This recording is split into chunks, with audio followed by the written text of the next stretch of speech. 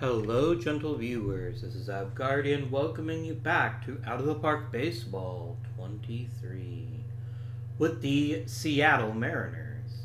I don't watch as much baseball as I used to, um, but I did read about it. And if you're a Mariners fan watching this video on Monday, or any day afterwards, I guess. I'm sorry, guys. I know that it's been a long time since the Mariners made the postseason, um, but I'm sure you'll be back. Julio Rodriguez is crazy good, and that trade for Luis Castillo was one of the best I've seen at a deadline. So, yeah, it sucks to have your season end early, but at the same time, um, you should be proud of what your team accomplished. Um, I say this knowing full well that I'll probably be in the exact same boat. Uh, yes, I know the Guardians have a 2-1 lead over the Yankees, but I don't know if we can keep the Yankees in check for two consecutive games or for one more game. We'll see though. I don't know if I'll watch a game tonight, Sunday night, or not. Maybe I will. But I got to work tomorrow, so anyway, that's enough about me. Let's talk about the Mariners in 1992. This is our second season with the Mariners after being our third season with them, after being unceremoniously discharged by the Kansas City Royals. Oh no, this is actually our second full season. The first one doesn't count because I only managed him for one game. But hey, this is clearly the greatest managing feat in history. I had a 1,000 winning percentage. Take that, Joe McCarthy and Casey Stengel. Anyway, so our first full season with the Mariners, we ended up finishing 500, which is both very impressive and a little concerning. It is concerning because I was counting on having top 10 picks for at least 2 or 3 seasons to really give us those transformational players. And I'm not saying that John Valentin isn't a transformational player. He is likely to be the Rookie of the Year. But on the other hand, I could have had fucking Pedro, but those damn Reds stole him from me. Unbelievable. Unbelievable. Anyway. Well, hopefully we'll still get a quality player in this year's draft. We are currently picking 15th, which is not ideal. But that's partially because we're adding 2 new teams, the Colorado Rockies and the Florida Marlins. Very exciting. Very exciting indeed. Well, my friends, let us take a look and see how we could improve our team. So, on our team home screen here, we are short a right fielder. That should be relatively easy to replace. I don't feel too concerned about that. But we do need a truly threatening bat in this lineup. Unfortunately, we don't have a ton of offense. Yes, Ed Sprague Jr. did provide 19 homers, and John Valentin added 16 more. We finished near the bottom of the American League in home runs, though. And it's not our park's fault. Our park is it mildly suppresses homers, but it's not by enough that I shouldn't pursue players that hit home runs. Now, of course, the reason we don't have a big home run hitter is because I traded Jose Canseco. And this is an important thing to remind folks about, because if you're an old school baseball fan or you just think about baseball in particular ways, you're going to immediately assume that more home runs is better and that home run hitters are the key to success. Home runs are good. Home runs are, in fact, very good. But the important thing about home run hitters is to figure out what they're doing when they're not hitting home runs. Remember, you're going to be seeing, in a healthy season, more than 600 plate appearances. No one yet has hit 600 home runs. And dare I say, it will never happen. Please feel free to take this video and laugh at me in like 25 years when someone hits a home run in every single at bat. yet the team somehow doesn't win the World Series because reasons. Anyway, um, and that's a problem with the Jose Canseco, right? Is if you don't have some kind of secondary production, you're going to struggle badly. Because when he's not hitting home runs, he is less useful. And let's look at Jose Canseco now. I know we kind of went over this when we traded him at the end of last episode, but I just want to make it clear why I traded him. He does hit it for a high average. He has very little power on things other than home runs, and he's not that great at drawing walks. All those combine to be a player where if he's not hitting lots of home runs, the rest of his skill set isn't as useful. And yes, he can steal bases, good for him, but $4 million for a player who just wasn't going to be that productive for us was a no-brainer. And even if Ed Sprague Jr. isn't the greatest first baseman in Major League history, I don't care because he's still more useful potentially than Jose Canseco. Because it has a bit more of those secondary skills. And I might replace the first baseman too. I am not adverse to replacing either player. Phil Bradley was a good pickup. I think we did quite well with that.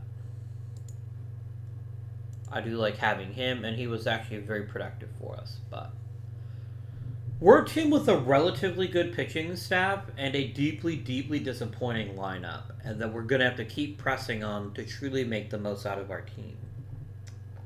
Our defense isn't amazing, but I'm not as concerned about defensive efficiency when we have really good range. And we don't actually make all that many errors. So we may not be converting plays into outs, but it may just be bad luck. Or maybe one or two people. Also, I don't think the defensive efficiency includes the catcher. I always think that's a weird thing because catchers don't operate like other defenders. Like, catchers aren't really there to make amazing defensive plays. They're there to manage a pitching staff and stop the baseball from getting past them. So, defensive efficiency for catchers is a weird stat, and almost a stat I would completely ignore because no catcher's ever going to have great range. It's not their job. I mean, yes, they might be able to, say, run down a ball in foul territory and turn it into an out, and that's kind of impressive. But if, let's say, you created a catcher in, like, real life and said, I want to make a catcher that's good at one thing, no one wants to be that guy. Like, no one wants to make the immortal catcher that can run really fast to the backstop and grab the ball, but can't call a game and can't throw anyone out. That's just silly. So, we need a big old thumper in the middle of this lineup to really bring the whole thing together. Sprague isn't perfect. I certainly wouldn't complain about replacing him. I feel pretty good about most of the rest of the team. Shortstop is a major issue. Manny Lee, just by virtue of standing around on the baseball field, cost us 2 wins last season. Now, we missed the playoffs on 12 games. I don't really care, but he literally left games on the field for us, so we're probably going to upgrade shortstop too. That's going to be a tall order, though.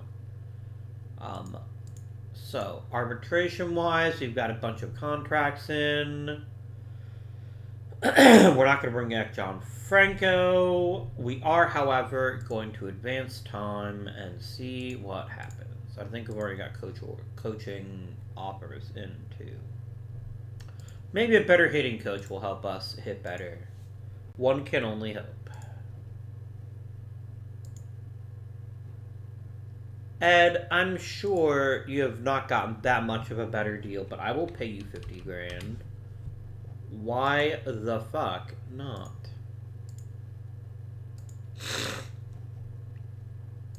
Yeah, he likes that. Damn right you do.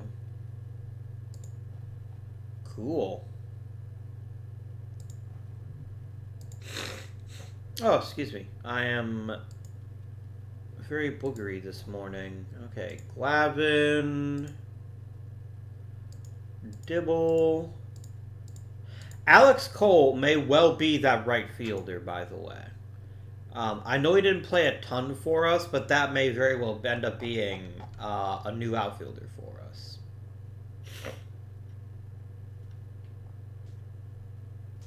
There's also Jerry Brown. So we do have a potential right fielder, but I just want me a big old thumper. Someone who can do it all, ideally. But we'll see what is actually available to us.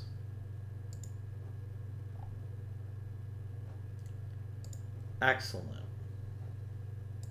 I think pretty much... Oh, that's right. Yeah, pretty much no one is signed long term. Well, that's which is fine. I prefer it that way, actually. Oh, I did get... Yeah, Rob Dibble is going to be around for a while. We still have a fair bit of money. So if we get the right couple of free agents, we could further accelerate our timetable, which would be pretty dope. The only award I feel somewhat confident of winning is possibly Rookie of the Year, but maybe not. We got an AL. John Valentin did get Silver Slugger, but he didn't get Rookie of the Year. I wonder why not.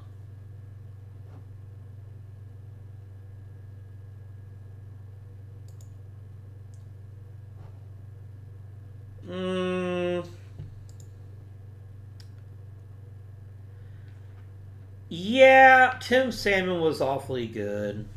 I still think I would have picked Valentin personally, just because he plays a much more difficult defensive proposition. I could have had Tim Salmon, I chose not to. So that's on me. But the rest of it is okay. I did get myself a better scouting director, right? I feel like I did. Yes, I did. I did get ourselves a new scouting director, so that's good. Got some salary arbitration. None of my players actually make it to arbitration because that's just how I roll.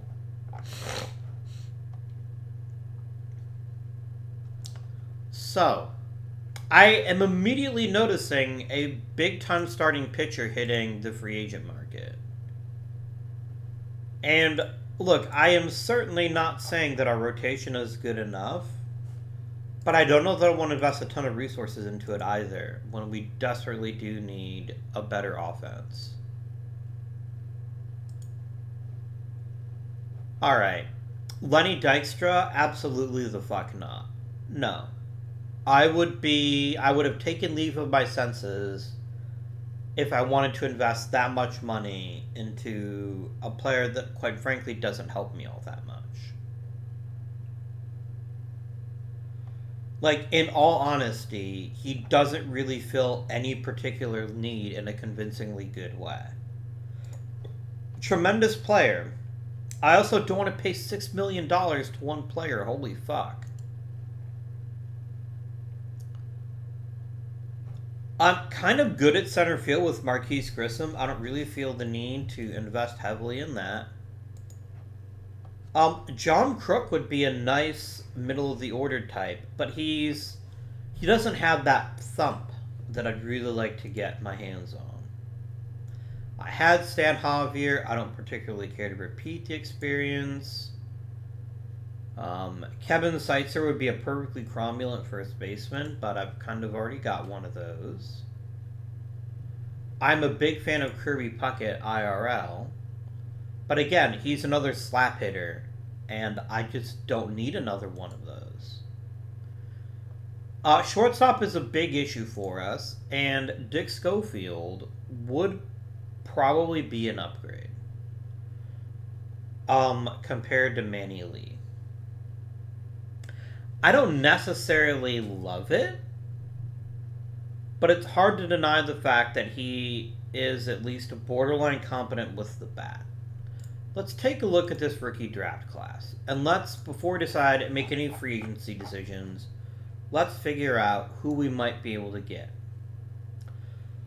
So, obviously, some guys at the top of the draft that will not be ending up anywhere near me are Chipper Jones, Manny Ramirez, and Jim Edmonds. Or even Cliff Floyd. Those guys aren't going to fall to me at number 15.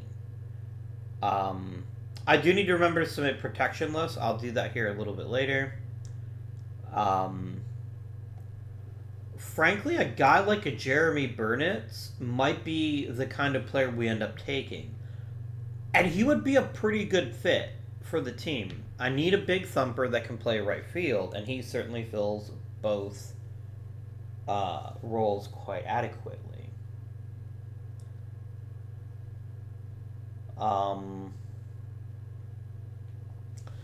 There's a lot of medium tier shortstops and starting pitchers here. So yeah, I'm thinking Jeremy Burnitz will probably be the pick because I don't see any of these other big hitters falling to me. OSA thinks I'll be taking Bob Hamilton. Look, if Bob Hamilton falls that far, I'll take him. I have no illusions about him falling that far, though. I just really don't see that happening.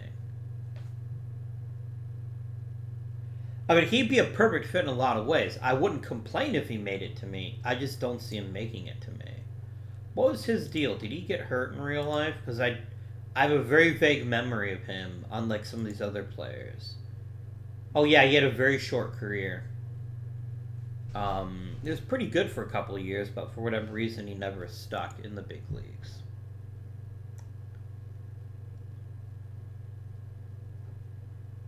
Man, Sean Green would be a lot nicer if he weren't so young still. So, we're probably going to get the right fielder in some capacity, or at least the big thumper. So then the question is, how else can we upgrade? Shortstop seems to be that position. That seems to be the one that we can upgrade this season. Let's take a look at who's available. Glenn Hoffman would be fine, I guess.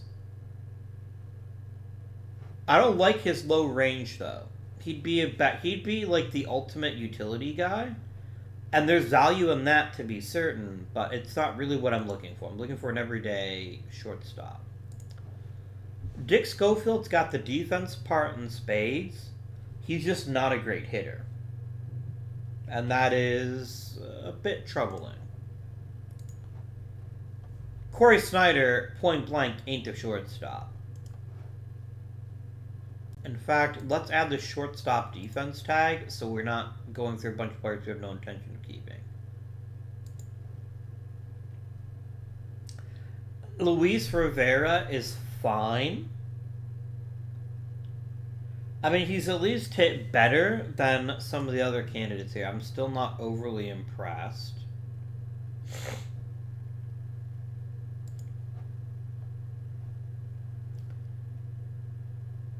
The benefit of Ozzie Guillen is that he's cheap. The downside of Ozzie Guillen is his offensive value is entirely tied up in his batting average. If he can't hit 280 or above, he'll never be even approach adequacy with the bat.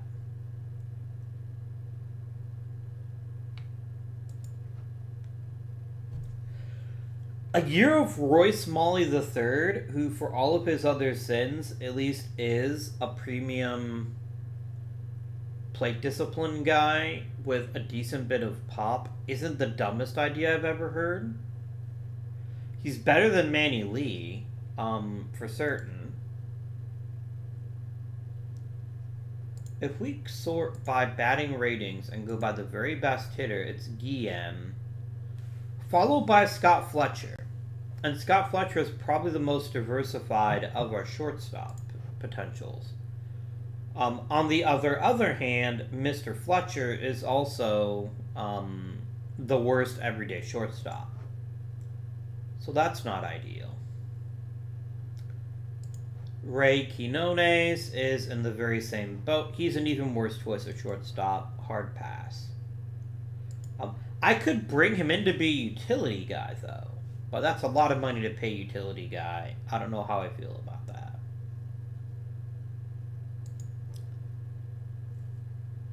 Dickie Thon would be a very good utility guy, and I think I'll sign him for that.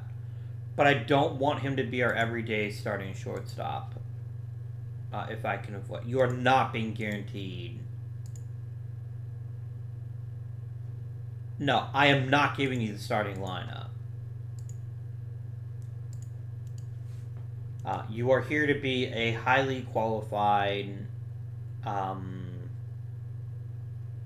dude.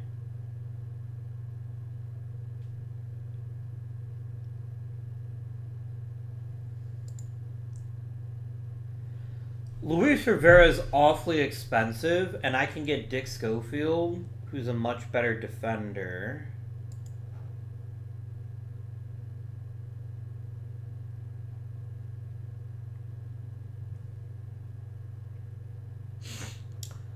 Dale Sveum's home run power makes him somewhat palatable as a starter. Jose Uribe isn't that great a shortstop. I just offered Dickie Thon. So the benefit of Sveum is he's really good defensively. His downside is he's much better at being a utility guy, and I'm not going to spend $1 million on another utility guy. So I guess we take Dick Schofield, at least for a couple of seasons. So I'm not going to give you a giant contract for a whole lot of years. I'm going to give you 2 years. 3 years, I think is fair. And I'd like the second year to be a team option. That's kind of what I'm looking for right now. I'm looking for a stabilizing presence at shortstop that won't cost me as much money as some others might. I'm sorry there are no starting pitchers that are also amazing shortstops. And let's take a look at starting pitchers only.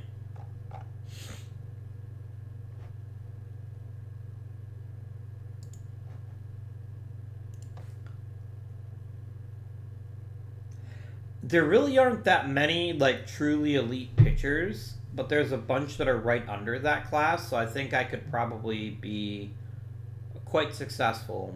I love Oral Hershiser, but we just had him with Kansas City, and I don't want to stick with the same players every single season. I find that kind of boring.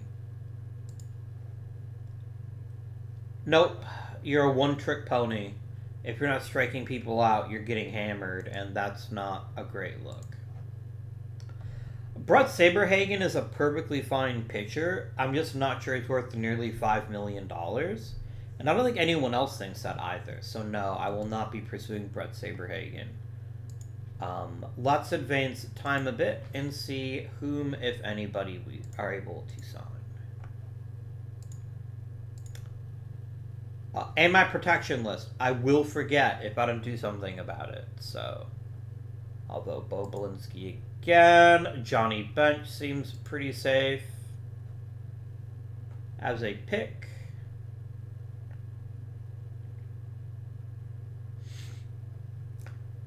I don't know why Johnny Callison can't make it. It's really weird to me that he's just been stuck, but I'm hopeful that he will get over the hump this season, because he truly does deserve it.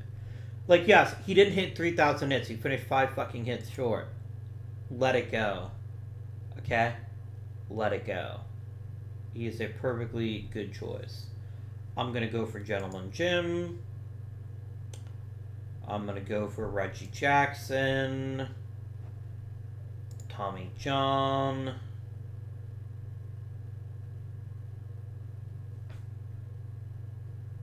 Jerry Kenny. Dave Kingman.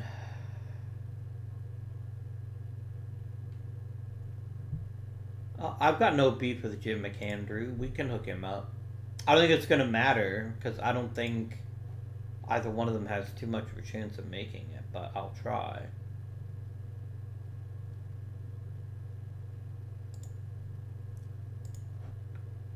There we go. As far as who's going to make it, I'm pretty sure Johnny Bench makes it. But beyond that, there isn't like an obvious, this person must be in. I don't know why Johnny Callison isn't. But if he isn't now, he might struggle to get in. I'd sure see Tommy John go in. Again, I think he is a real-life Hall of Famer as well. And I think him constantly getting passed over is just people being weird. Like, come on, guys. I know he's a classic compiler, but he won 288 games. He was worth 80 wins above replacement because he pitched forever. And let's not forget why he pitched forever. He pitched forever because he had an experimental surgery that basically preserved the careers of literally hundreds of major leaguers since. So, yes, put Tommy John in the Hall of Fame, you absolute assholes. But, anyways, let us go ahead and submit our ballot and then fix our scouting.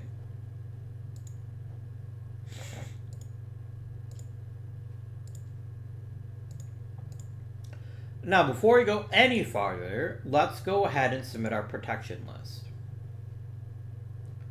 And let's look at all players. So the good part of being a young team is I think we're going to have very little difficulty keeping the players we want to keep. So Dibble, Molitor, Diaz, Hansen, Brown, Eisenreich? Question mark? Hammaker, slot, yes. Glavin, yes. Take Vanny Lee, please. And a lot of these other guys just don't seem like they're all that great, so I'll probably just let them walk. I don't need Phil Bradley anymore, I don't think. Between Eisenreich and Alex Cole, like, yet another guy who was admittedly a pretty effective. He was an effective leadoff guy, but he also was a terrible outfielder, and I couldn't play him in the field. So I think I will also leave Phil Bradley unprotected.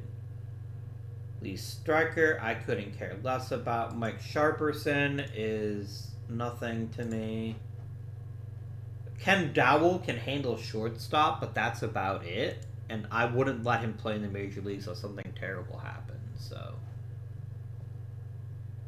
I'm not going to submit the list yet, though, because if I get a free agent between now and the draft, I'm going to lose them. So let's wait.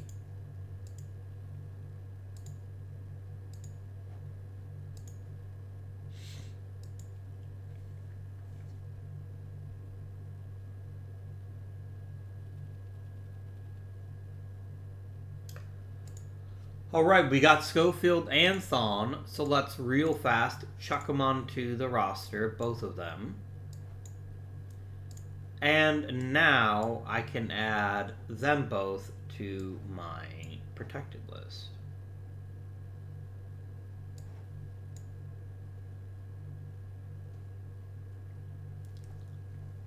What is the Rule 5 this season? It's after the expansion draft. Okie dokie. So I'm going to go ahead and submit this list now.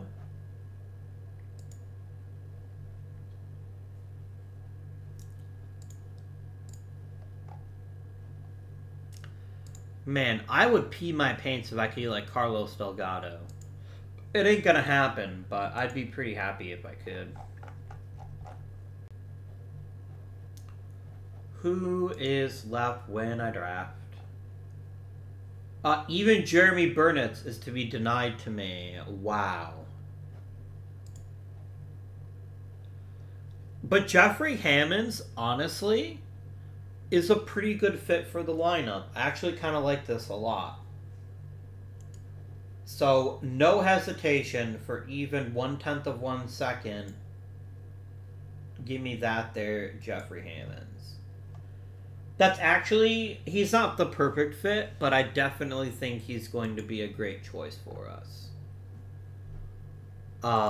Bobby Jones, I always like having good starting pitching. I don't know that he is good, but he certainly isn't the worst. I could get Steve Traxel instead, though. Wow, that's like damning with faint praise. I think Traxel is marginally better, so I will draft him instead.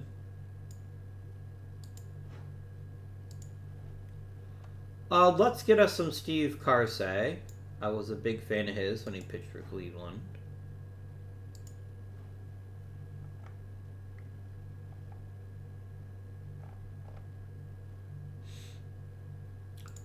Pedro Castellano. Let's do it. I do want at least one more offensive player in my system. I mean, when you can draft an Australian, you kind of have to, so let's get Graham Lloyd.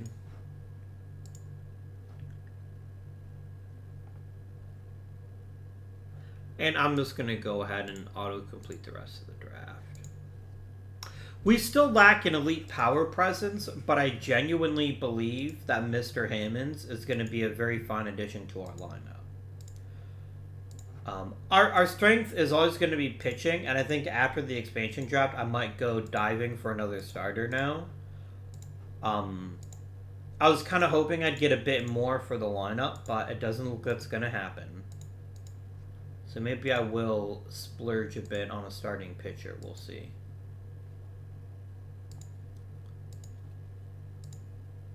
Okay, we're going to do expansion draft, start draft, and then autocomplete. And then, no. Whom, if anyone, did we lose? Actually, it's going to be faster to look at my own log. I lost a lot of players, most of them not very good. But the big one was Phil Bradley, Manny Lee. We lost both of them. I'm not that surprised. And I feel next to no concern about that. I am going to check out the free agent list again, though. I mean, Lenny Dykstra would be a pretty big get, but I'm not paying him $6 million. That's just insane. No. Absolutely not.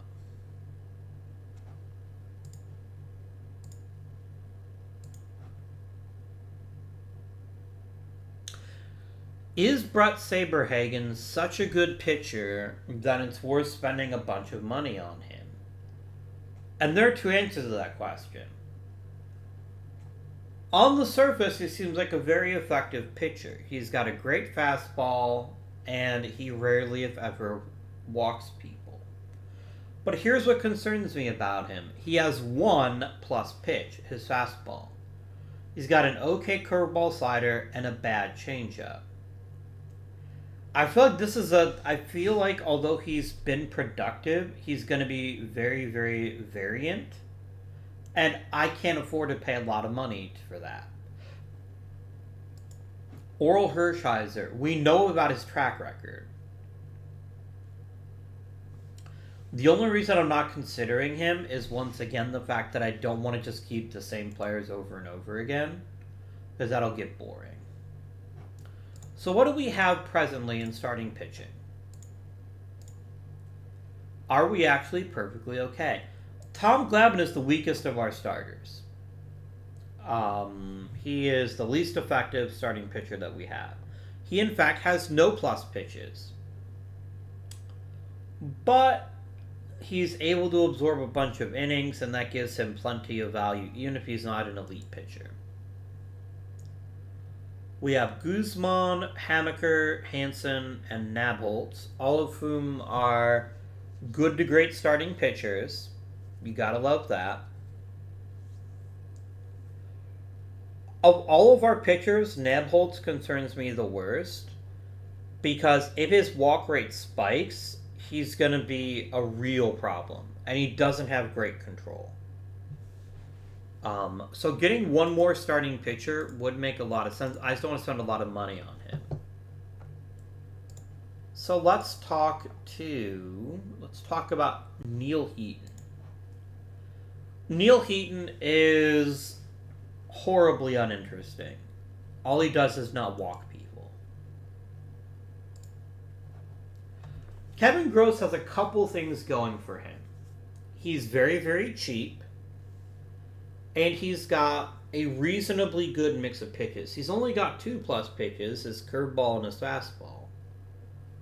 But he's got a reasonably good secondary pitch selection that leads you to be not exactly like, yes, he's the greatest pitcher of all time, but it does strike me as someone who could at least give us some reliable innings. Not necessarily the first guy I'd put up to start in a postseason game, but he would offer us a very critical additional starting pitching arm. So to that end, I'm not going to guarantee you a rotation spot, but I will guarantee you a contract. Melito Perez has a great pitch mix, but he's pure stuff and not much else. That means he's going to basically rise and fall in his strikeout rate, which hasn't been very consistent in the big leagues. He's actually coming off the worst strikeout rate of his career. And that gives me significant pause in bringing him in, no matter how good he is at such a young age.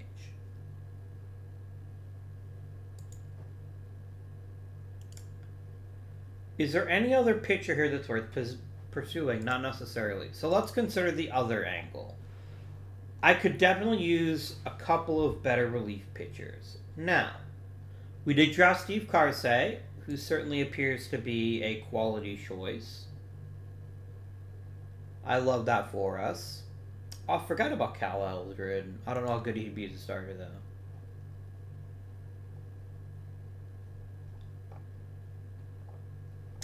And Eric Karros, of course, is also another power bat that's in our lineup now. I mean, Jeffrey Hammonds, he's going to be on the Major League roster. He just fills too many needs, and that's fine, but that's where we are.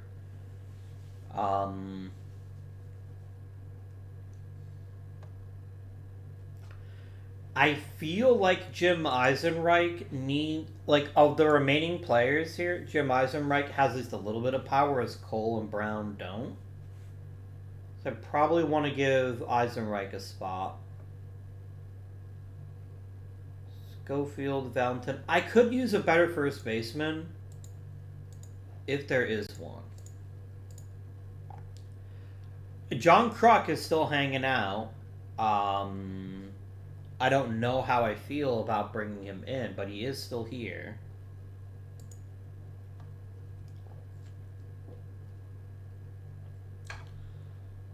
So this is the classic good news, bad news situation. I believe Kruk will keep his value for a very long time. But he's also already 31 and wants $5 million. I cannot stress to you how important it is that we not fuck up $5 million. Because we'll be stuck with it forever. And that's not ideal. So while John Kruk would be a pretty nice get, I don't think we can do it. Same thing for Kevin Seitzer. I've got plenty of Deion James's, and he's not that great a hitter, so I'll pass on him. Mike Marshall's got a little bit of thump, but he's not better than Karros or Sprague. Same for Kent Herbeck, same for Eddie Murray. I guess the value of Kent Herbeck is he does have some of those secondary skills that make him interesting, but meh.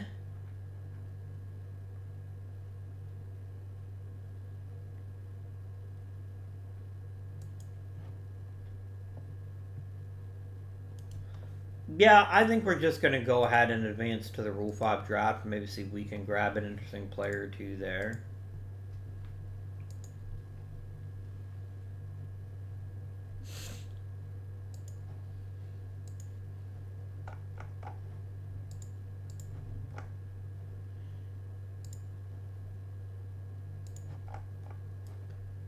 Really? That sounds like a pretty bad picture to me, but alright, you do you, boo. I would ordinarily be interested in another outfielder, but I've got loads of outfielders, so unless they offer something I don't have already, I'm probably not going to go for that. Now, I don't have... Can any of you boys play center well? Alex Cole wouldn't embarrass himself in center that badly. We are kind of thin at center, but I don't want a sixth outfielder. That seems kind of wasteful to me. So, I don't know. I forgot I have Mark Lewis. I mean, it's hard to see what it's not hard to see why I didn't remember him because he's not that great, but that's neat. I wouldn't mind a better backup catcher if I might be able to acquire one through the draft of Rule 5 because the guy I got now ain't nothing special. Lenny Webster can catch, but he can't hit. He's also big dumb. Yeah, I'm just gonna skip the Rule 5. I don't think there's anybody that interesting to me. Wow. The Marlins are like, holy fuck, Moro Gazzo, we have to have him. I wish you well with it, Marlins.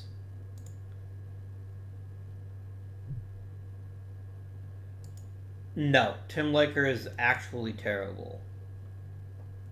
And I like Carlos Diaz, so this is just like, it's objectively a bad choice. Right? There's very little upside to that.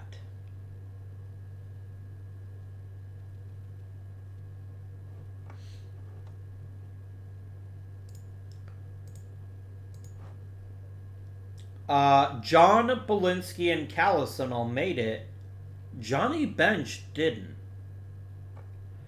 But Tommy John is in, so I am happy. At least in our fictional version of the Hall of Fame, we've got the good ones. And I'm pretty happy about that. And Callison made it. And Belinsky. This is, I guess, the season to catch up on some old friends. To be certain. I can review my team financial. I still have a bunch of money left. What if we got crazy? I didn't even think about looking for a good backup catcher in free agency. That's kind of silly of me, but it's worth pointing out. I could see grabbing an Alex Trevino. And in fact, I think we will go for an Alex Trevino. Dude, I'll give you a major league contract. I don't even fucking care. No. That's it. You're back to a minor league contract now, you little bitch. I want to be a starter. Well, you're not going to be a starter. Not when I have Don Slott, who is better than you are. All players.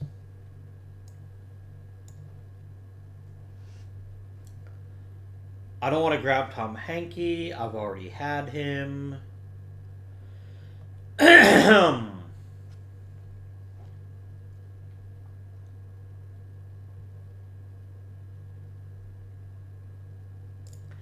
I don't have a DH. I wouldn't mind Jack Clark, but actually, I could have Jack Clark play right field. I'm just not convinced he would be any better than, say, Jose Canseco, except for his ability to draw walks, which is definitely useful to me. I'm not getting another slap hitter. I can't. I've got to get someone who brings at least a reasonable amount of thump. Let's look at batting ratings. Let's sort by power.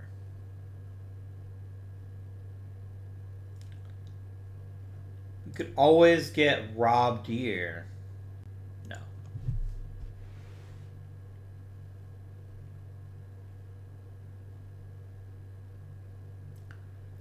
Really? People love Darren Jackson because he's a great center fielder. And the power is just a bonus. I can respect that, to be certain.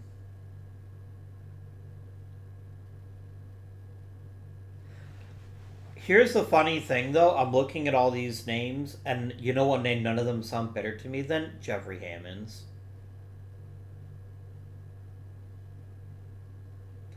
Darren Jackson is intriguing, but he's also awfully expensive.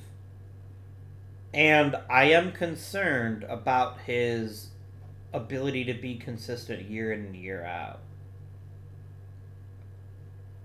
Um, because, yes, he hits for a decent average, so he's always going to be an above average hitter unless something horrible happens. But if he's not cranking home runs with regularity, he's not an all star. Now I'm spending $5 million. I think all star is the base of what I should expect.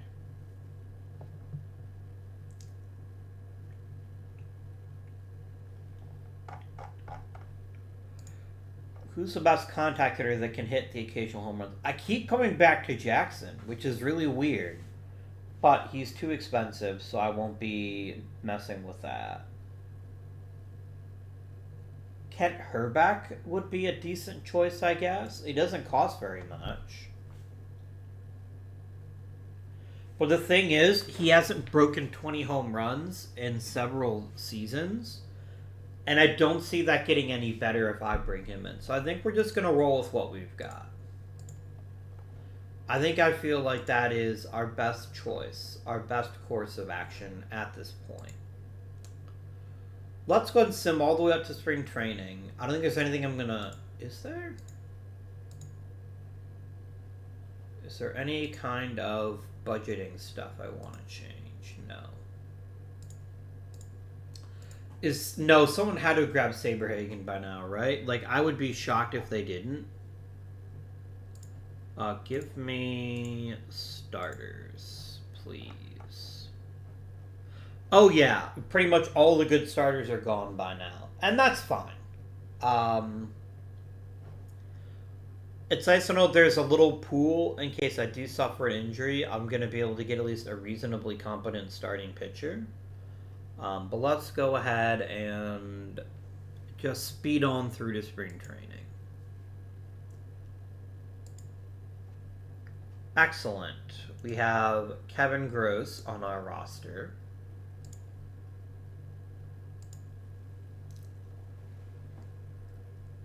Abso-fucking-lutely not. Shane Reynolds seems awfully cool, but I ain't giving you Eric Hansen, like, for anything.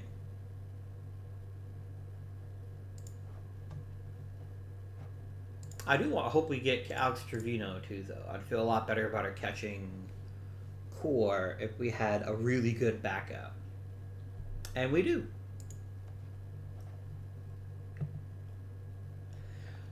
I love his sheer idiocy and not realizing this fucker could have had starting like a guaranteed roster spot, and he's like, no, I want to start. So I'm like, okay, but you're not going to start. No. I just made Eric Hansen untouchable. Why are you even asking me? I don't want Sterling Hitchcock. He is not as good as Eric Hansen. He just isn't. Hansen has what I value most. A track record of excellence. That is the most important thing to have as a starting pitcher. And it's weird that you're like, why don't you take a risk on this unproven starter instead? No. I've never heard a more insulting offer in my life. And what's really concerning to me is how happy the assistant GM was about it. Like, maybe he's not very good at his job. I'm just saying. Carsey, Traxel, Lewis, Lloyd, Trevino, and that seems fair. Do your thing, bench coach.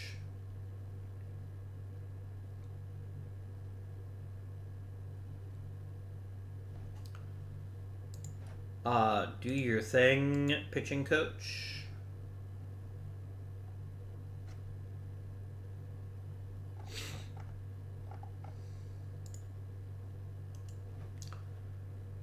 And let us sim forwards through the training of the spring.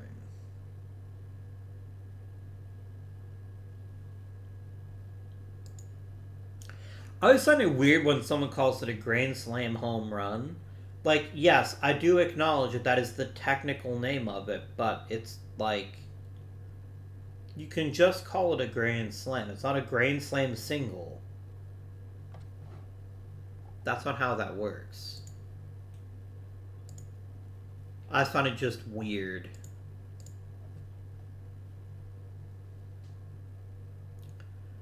I know Miguel Bautista. This is one who picture Arizona, right? Yeah. This is a terrible deal. I don't really. I'm not even saying that I mind trading Carlos Diaz, but if I'm gonna trade him, I want something great in return, and what you offered me is not that.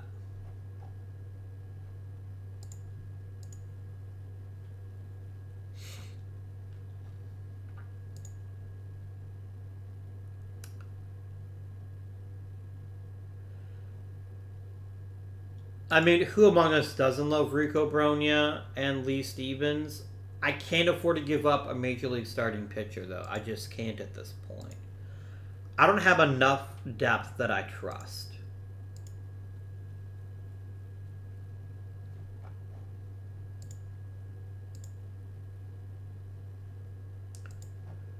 I mean, I don't care about losing a free agent or a reliever. That wasn't that important anyway, so whatever. Alright. So let's figure out. We have 31 players on this roster. I don't need 31. I'm going to send Eric Karros to the minors. I don't need to carry 2 first base, and one of them isn't that good. I presently have 16 pitchers. Let's get down to at most 12. So 4 pitchers gotta go.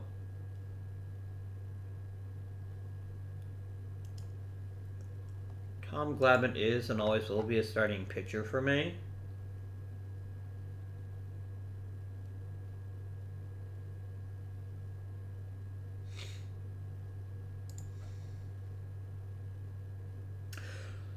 The thing is, Glavine isn't that great, so maybe Glavine should be the guy out of the pen.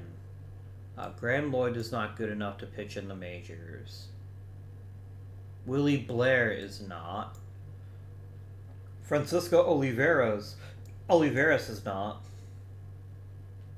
And I want Traxel starting in the minors, not relieving in the majors. And that gets me down to 12. I need to get rid of a position player. See you later, Tim McIntosh. Trevino makes the opening day lineup. Carsey makes the opening day staff. Mark Lewis makes it, which is fun, I guess. And Jeffrey Hammonds makes it. Okay. I've still got a bit of depth in the minors in case something goes wrong, so I feel pretty good about how we are. We're definitely a better team than last season. I feel pretty confident about that fact. Now all we need to do is set our rotation and our lineup and see how the season actually turns out. I think the problem is California is too fucking good to have any real shot at winning the AL West. Barring injuries, we're going to have to be opportunistic and hope that we get big-time injuries to one of our rivals in the division. But for right now, I don't feel super great about our chances. But, well, maybe.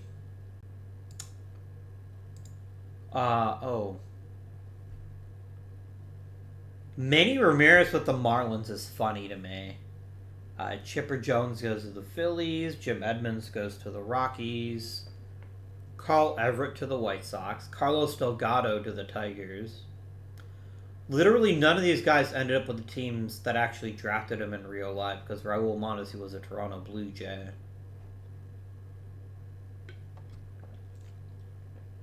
Oh my gosh. It's Jason Beret.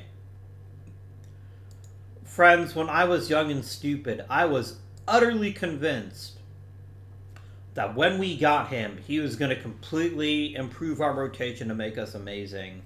And I was dead wrong. Jason Beret, it turns out, is actually not a very good pitcher. Surprising that. Reynolds is close. Reynolds is a Houston Astro. So, I mean, at least he's in the same state. That's fun. Manny Ramirez, a Florida Marlin, though, is going to be terrifying. Now, one thing I don't love, and I get why they do it, but about the historical mode, is Manny Ramirez was never draftable, right? Manny Ramirez was a free agent, international free agent, and we don't have those in the historical mode. But otherwise, you'd never get people like Manny Ramirez and Pedro Martinez, so that's totally cromulent to me. Jim Edmonds is one of my favorite all-time players that didn't make the Hall of Fame. I'm also not convinced he should have either, but I was a big Cardinals fan when I was a youngster. They were my favorite National League team, and Jim Edmonds was my favorite player along with Scott Rowland, who is in the Hall of Fame, thankfully. Or will be? No, Rowland hasn't been elected yet, but I'm hopeful that he will be. But I mean, what's not to love? Center fielder, draws tons of walks, hits a pretty good power. Man, playing in fucking Colorado, he's gonna hit so many home runs. It's gonna be ridiculous. I love it. Of course, the best center fielder from the 90s not in the Hall of Fame is Kenny Lofton. No one denies this, but... no, I guess you're a Yankees fan. You're like, well, what about Bernie Williams? Bernie Williams was not Kenny Lofton, my guys. It wasn't even close. Take a look at this statistical record, if you will. Yeah, he's 62 WAR, almost 2,500 hits, amazing at drawing walks, stole over 600 bases. I love me some Jim Edmonds. But Kenny Lofton didn't even get a second year on the ballot. And that to me is just, like, literally, what the fuck? Come on now. Unbelievable. Lofton was also a better center fielder. Jim Edmonds was always interesting because he was never the fastest player, but what he really, really did well at was... what's the word I'm looking for? What he always did really, really well at was positioning himself.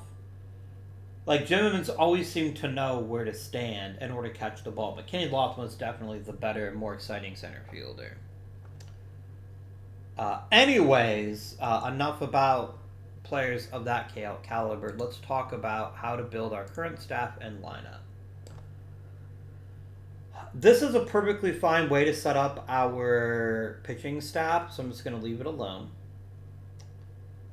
Tom Glavine may not be a Seattle Mariner for too much longer. Like, looking at his stats again, I'm just not convinced he's going to be anything more than back of the rotation filler. So if I can upgrade, I probably will. Lineups. This I will mess with. So, batting ratings. Contact.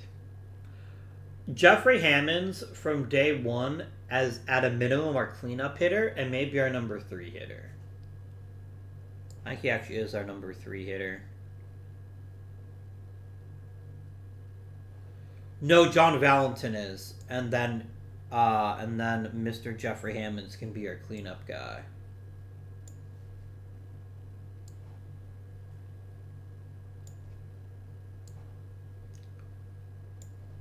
Batting behind Hammonds is going to be our other power threat, and I use the term loosely, Ed Sprague Jr.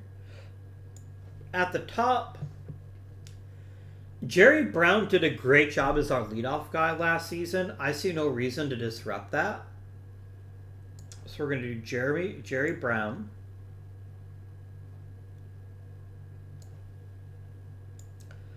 And then we're going to let Jim Eisenreich hit second, and he's going to be our designated hitter for this first season.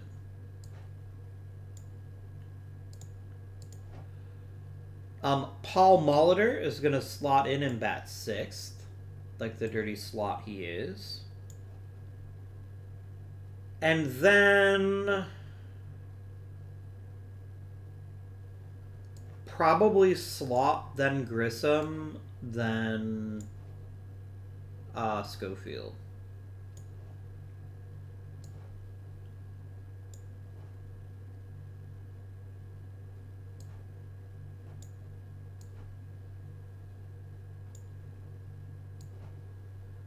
And that's your starting lineup.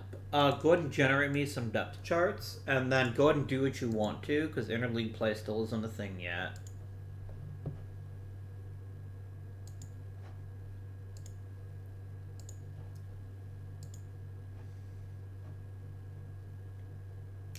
I don't really want Trevino starting that frequently. I think once a week is perfectly fine. But yeah. I'm really interested to see how guys like Thon and Lewis do as backups, because I can really see them carrying us in certain capacities. But otherwise, I'm actually pretty happy with this team. We're still not going to hit a ton of home runs. I think that would be unfair to ask. But I do think that Jeffrey Hammonds is already one of the best players in the major leagues at right field, and I think he's got a really good shot to be a productive hitter. Now, what happened to the real life Jeffrey Hammonds? Of course, he was drafted by the Milwaukee Brewers, or he was drafted by the Orioles. I didn't remember that. I remembered him playing for the Brewers. The real life Jeffrey Hammonds' problem is just no one ever gave him a chance. He never got a chance to start regularly until he was already 29 in Colorado. So Hammonds was never a bad hitter. He just never got consistent opportunities. So I'm more than pleased to let him do that for us. My friends, let us go ahead and simulate a full month of the 1993 Major League Baseball season. What? Oh, yeah, they returned Moro Gatso. Totally fair. He's not very good.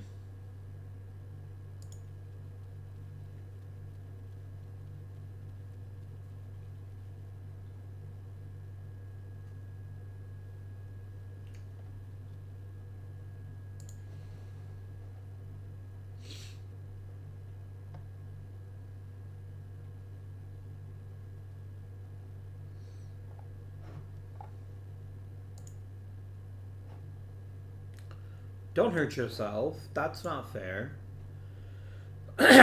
Wow, Ruben Sierra hit for the cycle. What a jerk move. That's fine.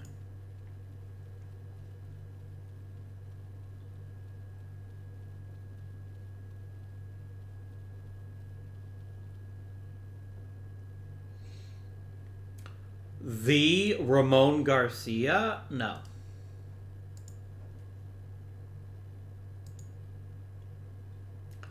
What is it with playing the fucking Mariners this season and hitting a cycle?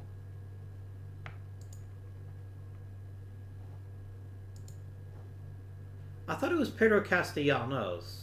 You're the one who played for, I think, the White Sox? Oh, you played in Colorado. That's right. I'm thinking of someone else, I'm sure. I need to stop relying on my memory. Because it's apparently none too good these days.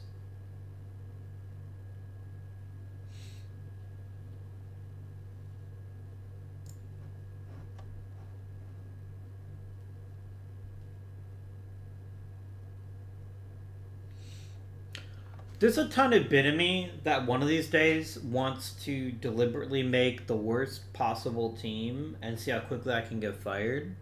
I'm not going to do that, but I think it would be funny. I don't know. So, speaking of things I don't know yet, holy shit, we're 31-23. And we are within spitting distance of, indeed, the California Angels. Look, as long as the Angels have fucking Barry Bonds, it's going to be hard to beat them consistently. But we've built a very exciting young team. Let's break it down. First of all, Jeffrey Hammonds has done everything but hit for power. But he has hit very well. There's obviously something about him that isn't kicking into that second gear yet. But what I have right now is perfectly fine. And the fact that he is playing at such a high level despite not reaching his actual talent level is pretty encouraging. The top of our order is doing very well indeed. Ed Sprague Jr. is tied for the lead in home runs on this team, which isn't anything good, but it's not terrible. We're getting a lot of offensive production out of Marquise Grissom, which is just lovely. Yeah. We're really, really good at getting on base and scoring runs, and not so good at hitting homers. Our bullpen has, quite frankly, been extremely disappointing. Rob Dibble is just walking people for the fun of it, apparently. It's only 20 innings. I can't imagine this will continue, but this is very concerning to me. Even more concerning is Carlos Diaz. But again, with a bullpen, it takes them a while to figure out what they're doing. So, maybe? Got a much better defense, though. Even Dick Schofield is actually hitting fairly well, which is kind of surprising. But I'm here for it.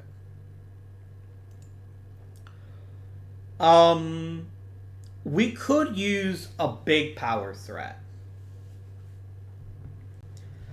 And Ed Sprague Jr., for all of his talents, and I use the term loosely, is a league average hitter. Keeping him around doesn't really help me. So let's see if there is a big ticket hitter being offered up. Are you fucking joking me? Manny Lee? No.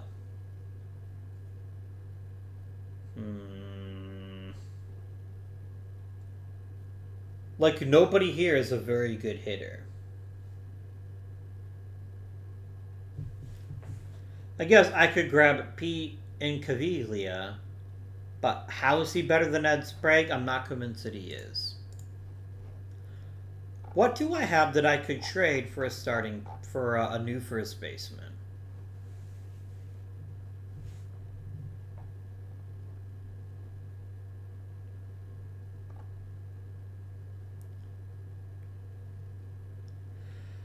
I don't know. I don't know what I have that is valuable enough to trade for a new first baseman. Ali Hammaker is struggling pretty badly. What's your deal? Oh, you decided home runs are fun and cool to give up in large quantities. That's not ideal.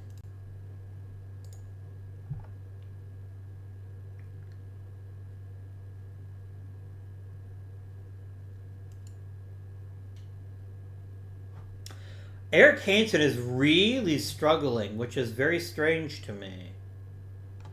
I'm just going to let the pitching staff do its thing and just kind of figure it out. I'm also hopeful that we'll start to see more from Jeffrey Hammonds, because if he can start hitting homers like he's meant to, I think we'll get a much more productive lineup that's much better at scoring consistently.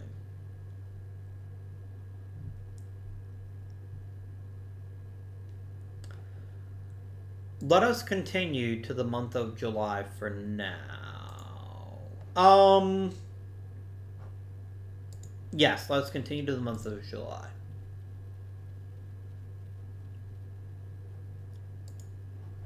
I don't care what you came here for, Alex Trevino. You're fucking on a winning baseball team and playing an important role. Stop complaining. Mr. Thawne, I at no point told you would be on the starting lineup. In fact, I deliberately told you that you would not be. So, maybe shut up about it.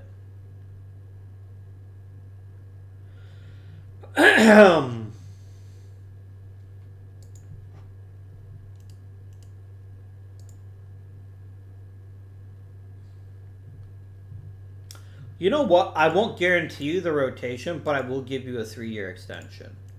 You're going to be useful however I use you. And that's going to be very, very good. Alright, let's talk coaches. We have not great chemistry. So, letting one or more people depart, especially if they're not ideal, seems pretty solid. Don Blasingame is... Okay, so what is the chemistry problem here? It's partly people that don't like normals, so I want to let Blasingame go. And I think Bill Grief go too. So yeah, if your contract is going to be up and you're a major league coach, I'm just going to replace you. And then one person wasn't sure about coming back. It's Vaughn Joshua. I don't want you back anyway, so fuck off.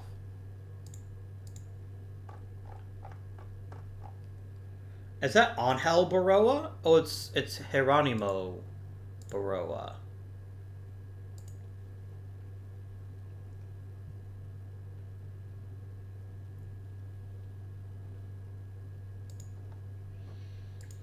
Alright, July 1st.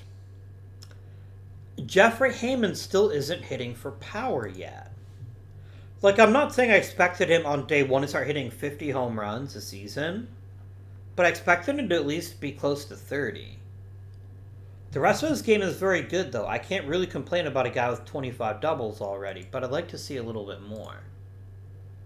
John Valentin is turning in a very fine second season. I'm happy about that. Like, very clearly, other than Dick Schofield, and he's not here to hit, quite frankly, Ed Sprague is the weak point of this lineup. If I had a bigger first baseman, we'd be a better team. Eric Hansen is badly struggling this season, and it's with walks, which I did not anticipate. I'm going to have to hope he figures it out, because otherwise he's my best pitcher, but this does concern me that... Like, Juan Guzman, I would expect to walk more hitters, because that's just who he is as a pitcher.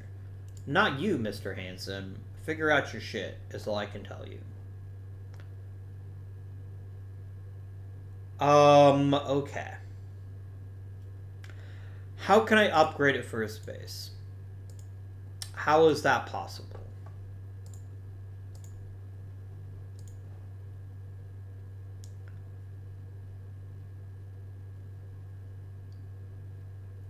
I mean, Mike Marshall would sort of constitute an upgrade. He's certainly hitting better than Ed Sprague.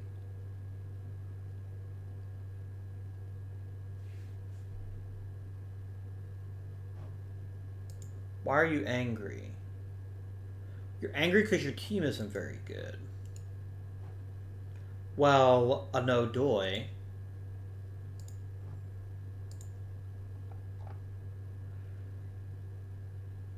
I could do Sprague for Marshall straight up. I'll give you Eric Karros instead. Give me Manny Ramirez. I'm joking. You'll never give me Manny Ramirez. No, sure, nor should you. Is there anyone else on your team I would find interesting? Nope, you suck. Alright. So I'm going to send Ed Sprague to the minors to work on his game a bit. And I am going to use Mike Marshall for the rest of the season. And we're going to see how you do playing first base for us.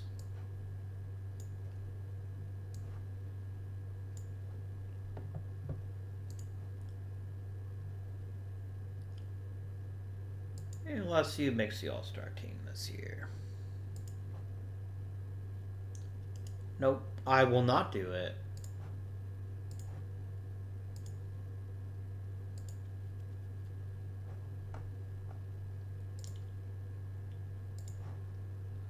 Alright, Juan Guzman is an All-Star.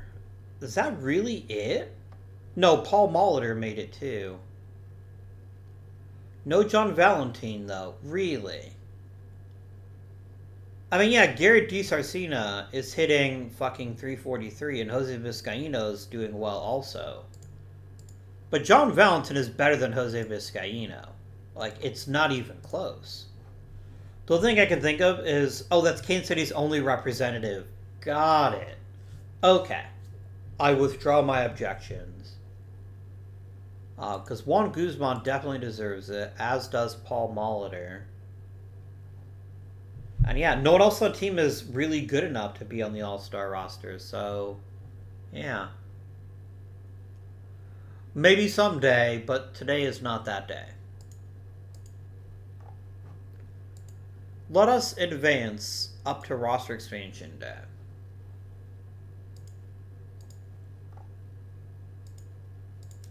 Rafi Palmeiro ends up with a with a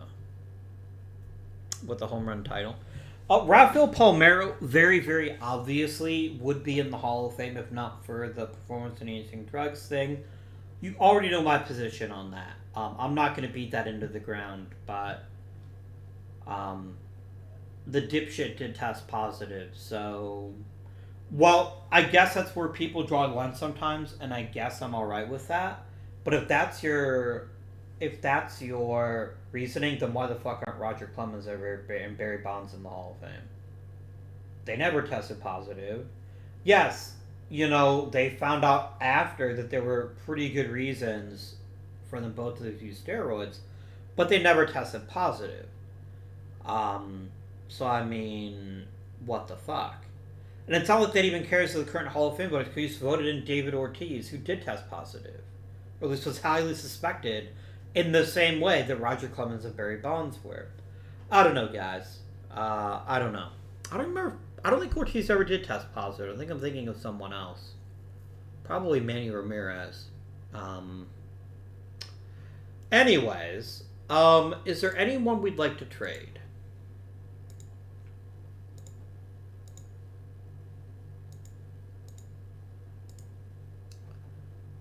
We look at salaries. Thon, Diaz are going to be free agents. I see no reason to bring either one of them back, especially because Dickie Thon's already pissed off at me. Like, he is... Oh, there's disruptive influences. Who is disruptive? Who is a big fat jerk on this team? Really, Steve? Oh, it's Alex Trevino. Interesting. We also don't have a captain. I wonder how hard it would be to acquire a captain. Especially if we could get a catcher. That'd kill two birds with one stone. Player search. What's the thing to actually find someone? It's find a player, that's what it's called.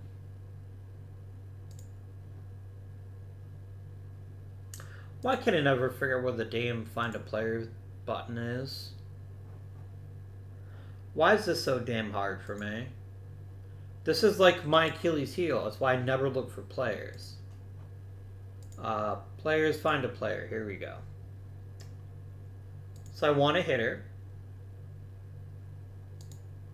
And I want a captain. Let's search.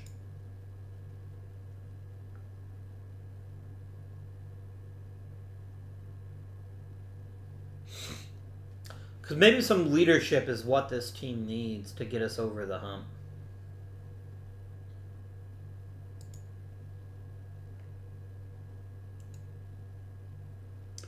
I can easily get Terry Bell for next to nothing and then just get rid of Alex Trevino.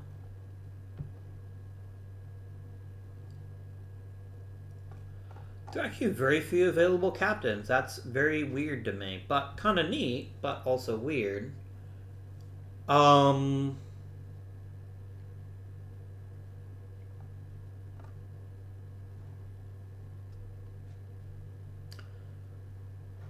mean, is Dave Cochran any better? No, he's not. He's a little bit better hitter, but I just need someone to provide leadership.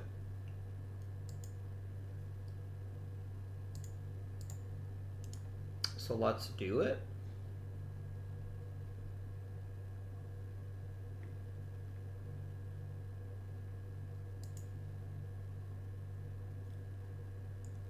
And I'm happy with my current second baseman. I'm not gonna worry about that right now. Yeah, Kevin Gross back. I'm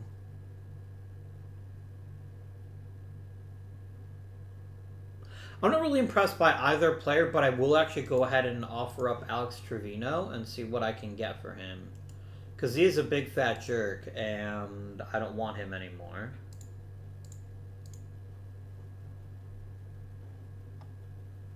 What could I get?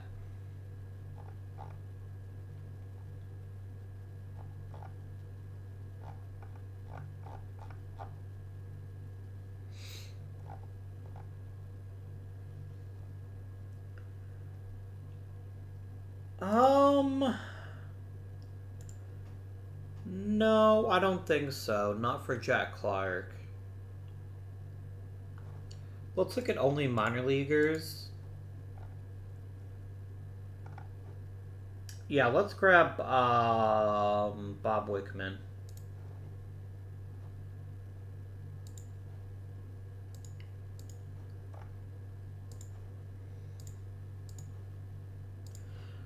And then I'm going to put you on the 40-man, but I'm going to send you to the minors because I don't think you're better than any reliever I've got right now. But don't worry, your day will come in the near future.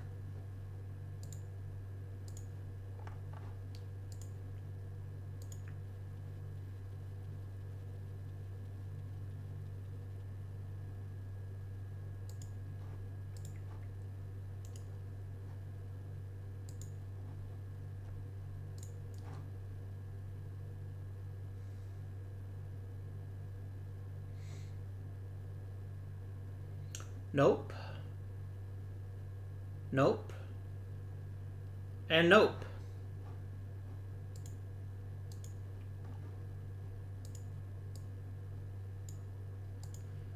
Let's go to depth chart. And Terry Bell is your new backup catcher.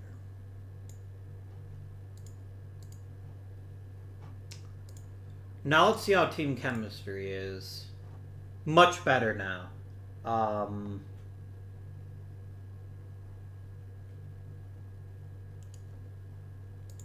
don't necessarily want to give him like a long-term contract or anything, but I do want to make sure that we keep him.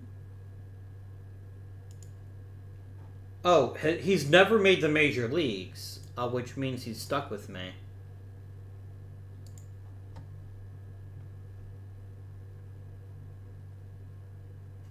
What is it about my team where you're like, you need crappy relievers and fast? I don't. Like, yes, my bullpen ERA looks like trash because neither Cal Aldred nor Tom Glavine are good pitchers. That's fine. I don't care about that. If I just wanted a better bullpen, I could send one of them to the minors and call up Bob Wickman.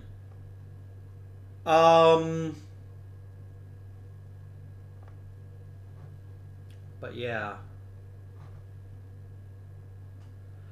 I just really can't be bothered with your stupid offers.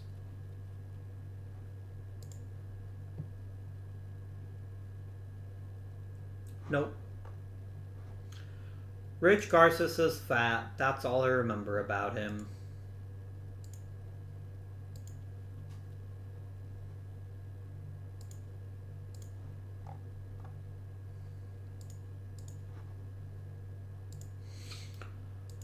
All right. So we are not anywhere near the playoffs. On the other hand, we do have some players on expiring contracts who might be able to get decent value for. What would it cost me to bring you back? At least, oh hell no. I ain't paying you that much money. No way, no how.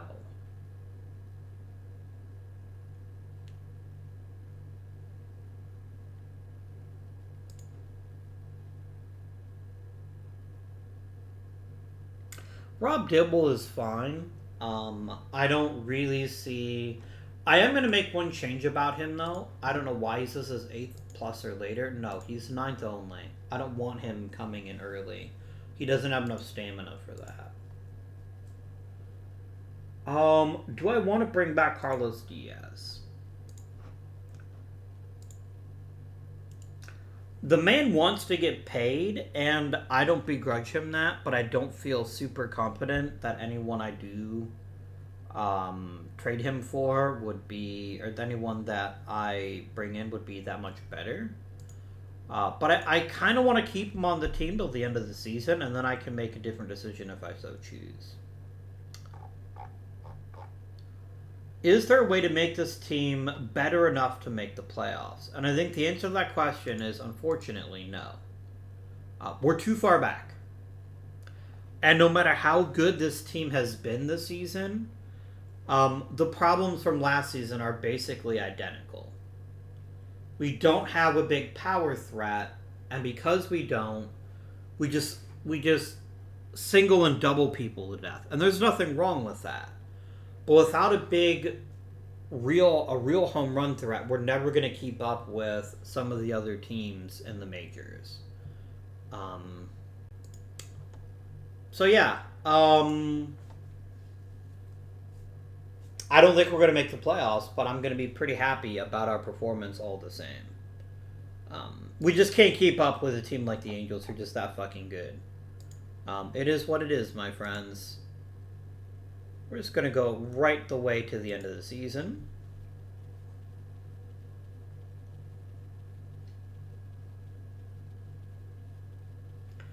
Like, short of the run to end all runs, I just really don't see it happening. That's fine, Molitor. We will miss you terribly.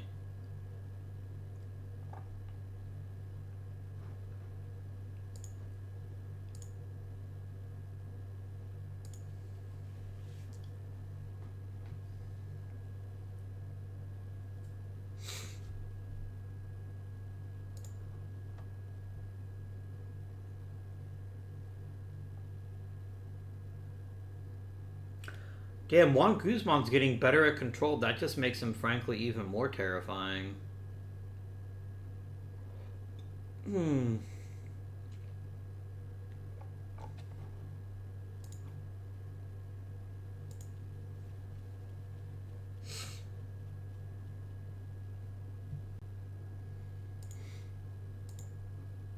Oh, you'll be fine, Jerry Brown. Quit your belly aching.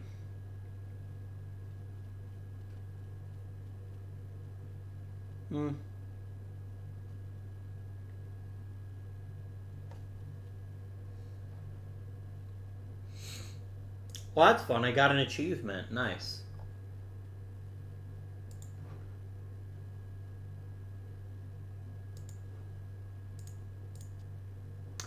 And friends, we won 91 games. I am very, very proud of this team and what they accomplished. Even if, I mean, they didn't accomplish as much as you might hope, but 91 wins is really good. Did I just see them say that somebody won the Triple Crown? Did Larry Walker get the triple? No, he didn't. No one got the Triple Crown. Oh, it's pitching Triple Crown. I see. Let's real quickly see what that Triple Crown announcement was. Did I imagine it? Not Willie Muller.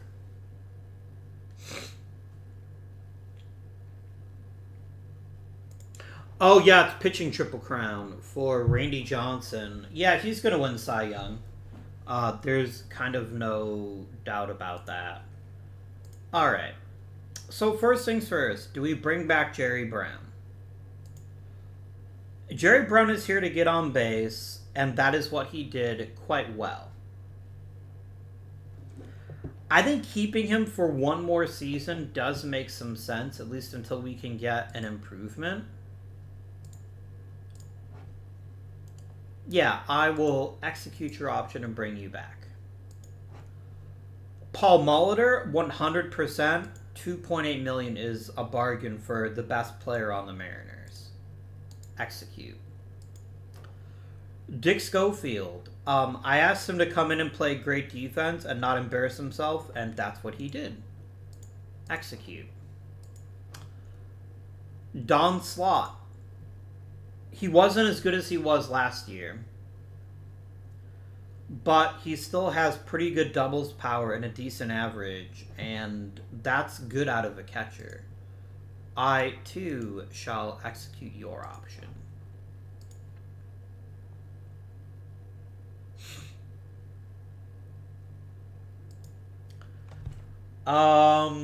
I have lots of money. I just need to figure out how to spend it. I got a 4-year deal. You're damn right I did.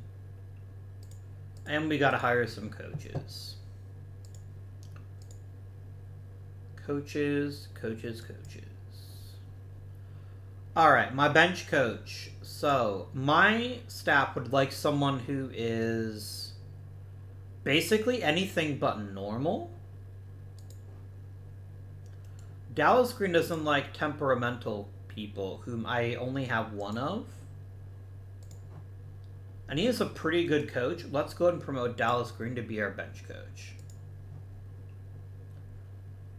Pitching coach, Al Fitzmaurice definitely seems like a pretty good fit.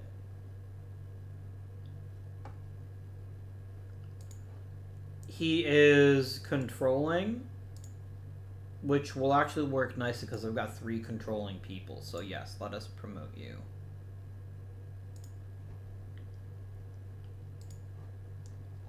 Rick Honeycutt is perfectly cromulent. He's not amazing, but he's not terrible either. Let's promote you to pitching coach for AAA Dallas. Dick Scott can stay right the fuck where he is, and Mike Cuellar is going to leapfrog him and be our new AA pitching coach.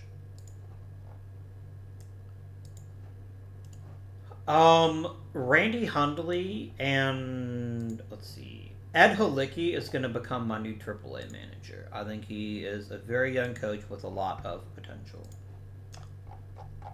Someone with mechanics. You know how I feel about mechanic as a thing. Gordy Lund, please be the manager of the Swamp Foxes. Even though Phoenix is not overrun by swamps, I've given up. When you can get a guy like Steve Lake to be your pitching coach, you have to do it. Pardon me. Oh, goodness. We can get ourselves some Mike Cosgrove, get a real dream team of managers in rookie ball, and let them develop.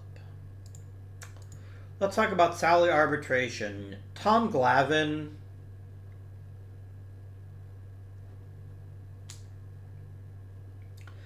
I don't really see the point in bringing you back. I honestly and truly do not see the point of bringing you back. But I'm not going to give you away for nothing, so I'm just going to trade you. But right now, I am not impressed by you. Eric Hansen, you ended up with pretty solid peripherals. You just got a few more home runs. You did struggle a bit this season, but you're still an incredible pitcher. And I'm going to bring you back. Chris Nabholz, again, same deal. A really, really good pitcher, and I have no reason not to bring you back. So you want a big old contract extension.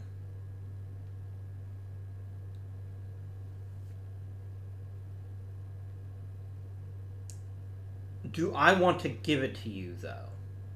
Not yet. Let's do 1 year. I'm not ready to give you a big long-term contract extension. Rob Dibble, you better be better next season. That's all I gotta say. You better be fucking dominant, because I'm paying for a premium closer and not getting it. I do want to keep Alex Cole. I think he's going to end up replacing Jerry Brown in the near future, so I think a 1-year deal for him is very reasonable. I'm not guaranteeing the starting lineup yet, but I have a feeling he'll be there sooner rather than later. Marquise Grissom? Absolutely. Welcome back. Our upcoming free agents. Dickie Thon was pretty terrible.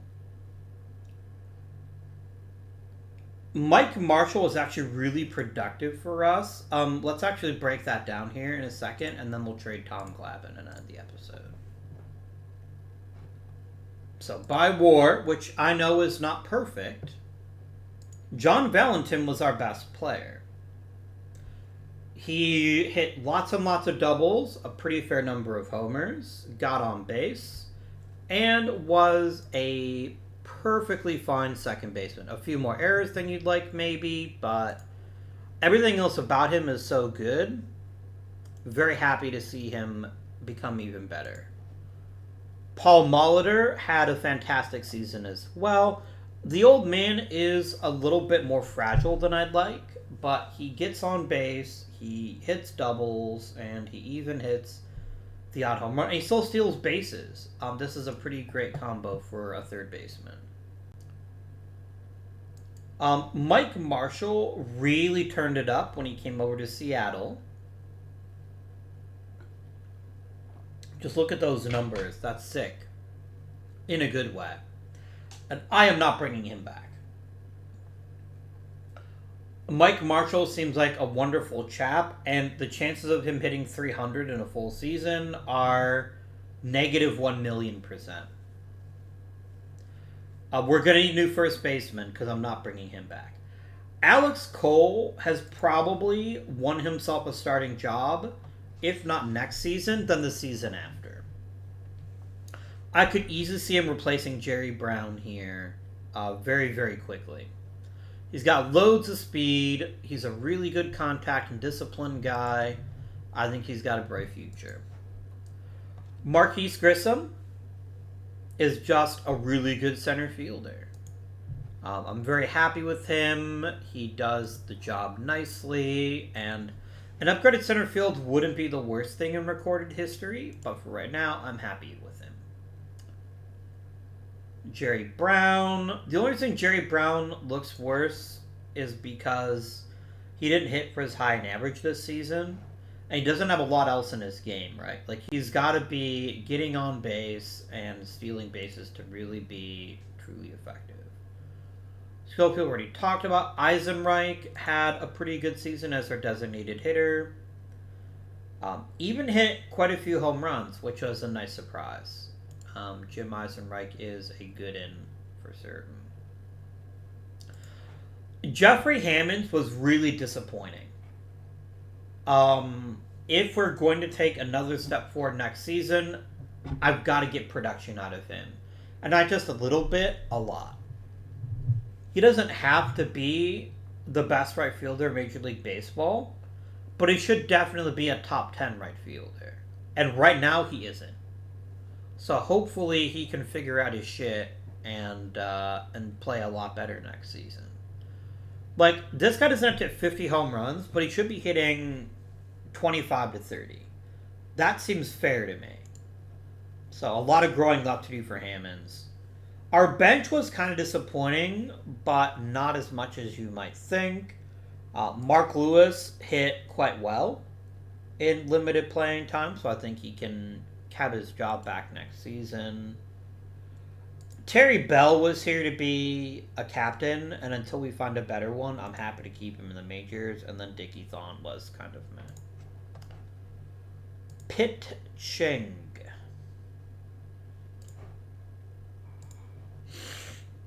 Juan Guzman, Nabholz, Hansen, and Hamaker, and Gross were all very good starting pitchers. Hansen and Guzman and Nabholz, despite being low walk guys, neither one of them walked too many hitters. Eric Hansen concerns me. If he can't get those walk numbers down a bit, I am a little bit concerned about his long-term future. I still think he's an excellent pitcher, but he definitely was missing a little bit of something this season. He just got hit harder than he did in the past. The bullpen wasn't great, and I think Tom Glavine, at a minimum, has to go. He just has to go at this point.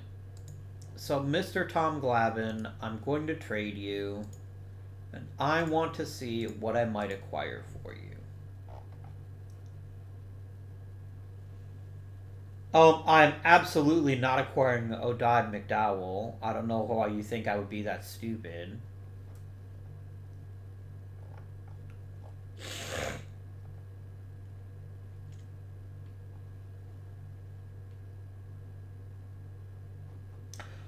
Baltimore, if you ate part of Mark Davis's contract, I would trade for him. Is there a big time hitter in this group here? I'm not going to trade for anyone from the Royals. I've learned my lesson there. I could literally get Rafael Palmeiro.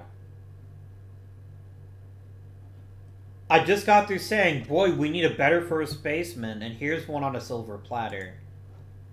Is there any reason not to get him? Absolutely not. Done. No dispute whatsoever. Holy fucking shit. All of a sudden, one of our team's greatest weaknesses is now one of our greatest strengths. I've got the big bat we've been craving, and all it cost me was, Tom Glavine, who, yes, I know, tremendous real-life pitcher, etc., etc., etc. Someone else can make him a starter, and he can compile those stats, but damn. I think I just won the offseason, like, right now. Let's fucking go. Just, yeah.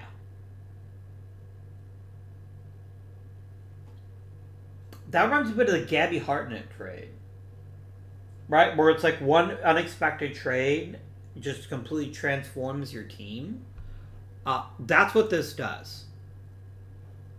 We should be among the scarier teams in the majors next season.